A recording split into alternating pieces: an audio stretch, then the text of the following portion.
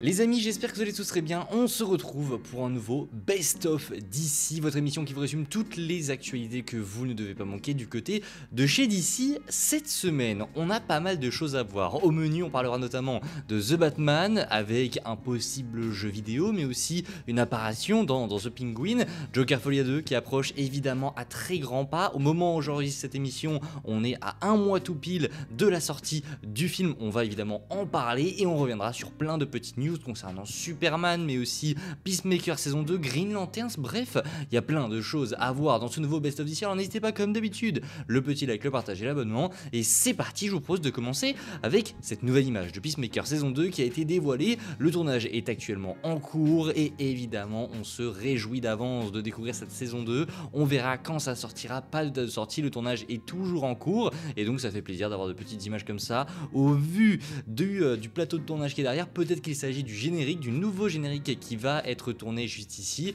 En tout cas, ça fait vraiment plaisir. Passons rapidement à une autre news qui est tombée il y a quelques heures au moment où j'enregistre cette émission. Josh Brolin, qui est notamment connu pour son rôle de Cable dans Deadpool 2 ou encore dans Dune, il serait sur le point de rejoindre le DCU. Alors attention, ce n'est qu'une rumeur, prenez vos pincettes, mais selon Nexus Point News, qui est pour le coup un média et un scooper assez fiable, je peux vous le garantir, du côté de chez Marvel Studios, il a balancé pas mal de vraies informations, notamment les dates des trailers d'Agatha et de Captain America Brave New World. C'est lui qui avait balancé en premier et il avait eu juste. Et bien selon lui, Josh Brolin serait sur le point de rejoindre le DCU. En tout cas, il aurait reçu une offre pour jouer le personnage de Hal Jordan dans la série Lanterns. À voir s'il acceptera. N'hésitez pas en commentaire à me dire si vous seriez chaud pour que Josh Brolin rejoigne le DCU, du coup dans le rôle d'Hal Jordan qui sera dans la série Lanterns. À voir si ça se confirmera ou pas, mais en tout cas ça fait plutôt plaisir. Une autre news qui pour le coup n'en est pas une mais plus une parole de James Gunn, qui a affirmé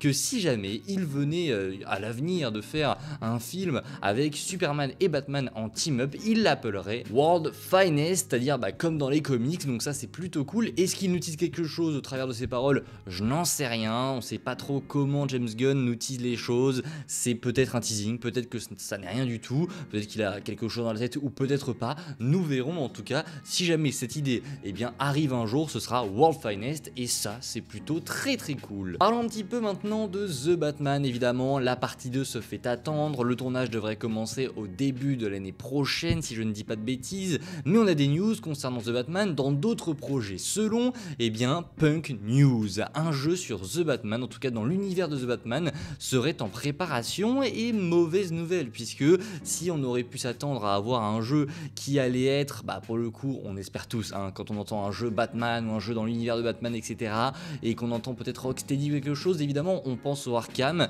mais non, on n'aura pas de jeu, en tout cas ce n'est pas en préparation. Cette rumeur a été tout simplement démentie par James Gunn. C'est dommage parce que la rumeur était plutôt cool et j'aurais adoré avoir un jeu dans l'univers de The Batman. Ça ne sera pas le cas, mais évidemment peut-être que ça arrivera un jour, qui sait, on verra bien. Mais pour l'instant James Gunn a démenti. Ça c'est plutôt cool d'ailleurs que James Gunn fasse ça, qu'il arrive c'est sur Threads qui fait ça, où en gros il y a souvent des médias qui passent, qui relient les rumeurs, etc., et c'est souvent que James Gunn en fait répond. Donc ça je trouve ça vraiment très cool de sa part. Ça évite de se faire des théories dans 36 000 sens pour rien. C'est vraiment cool. Restons du côté de The Batman avec une apparition qui devrait apparaître dans quelques jours, notamment dans la série The Penguin qui arrive dans maintenant quelques jours. Elle débarquera le 20 septembre en France, donc préparez-vous parce que c'est clairement imminent. On avait eu des rumeurs il y a quelques semaines, il y a quelques mois même, nous disant que le Batman de Robert Pattinson devrait être dans la série The Penguin. Et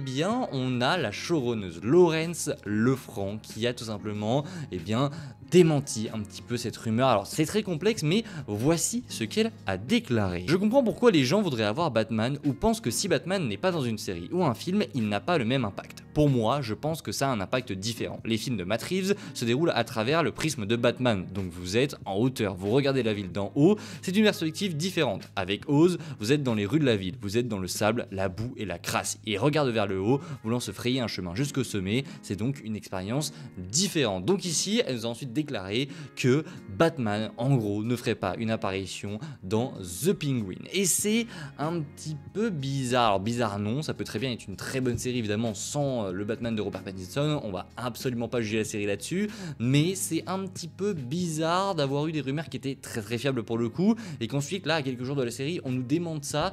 Je trouve ça un petit peu chelou. Le move est chelou, mais encore une fois, ça peut être la vérité. Peut-être aussi qu'on nous cache des choses, qu'on essaye de dissimuler des surprises. On verra bien. Moi, je vous dis, soyez un petit peu en retrait. Dites-vous que c'est un petit peu un 50-50. Ça peut arriver comme c'est possible que ça n'arrive pas.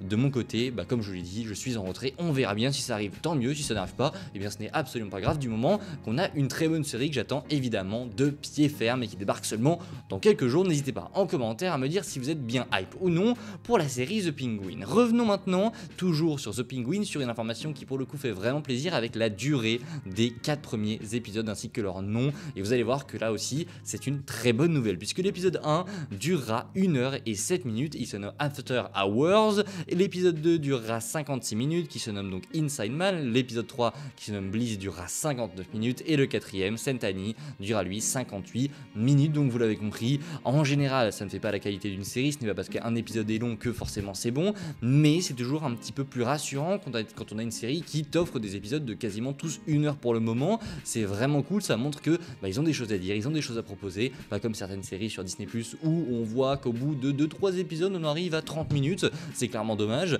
Là non, on va avoir des choses à raconter et j'ai très très hâte évidemment de découvrir The Penguin. Enfin, pour terminer ce Best of DC, il y a un film, comme je vous l'ai dit, qui arrive dans très peu de temps. Il s'agit de Joker Folie à 2 qui, à l'heure où je tourne cette émission, arrivera dans un mois au cinéma. Les amis, on y est vraiment presque et j'ai vraiment hâte de le découvrir. Et à l'occasion donc de cette sortie dans un mois, alors je sais pas du tout si c'était cette occasion, mais en tout cas à l'occasion de la promo du film, on a eu un nouveau teaser qui a été dévoilé. Alors je ne peux pas vous le montrer pour des raisons de droit d'auteur, malheureusement du côté de chez DC. Alors c'est pas DC mais c'est la Warner qui bloque malheureusement tous les teasers. C'est pas, il y a même pas de droit d'auteur, ou c'est même pas que ça démonétise la vidéo, c'est que ça la bloque. Donc je ne peux pas vous le montrer tout simplement, c'est dommage. Je vous mets un lien pour aller le découvrir, n'hésitez pas, il est plutôt cool. J'ai très hâte de découvrir le film et on a une information, mine de rien, qui est vraiment très sympa, c'est qu'on a eu la confirmation que le film Joker Folie à 2 commencera avec un cartoon dans le style des Looney Tunes. Donc ça, c'est vraiment une nouvelle fois dans le style de l'œuvre, c'est vraiment très osé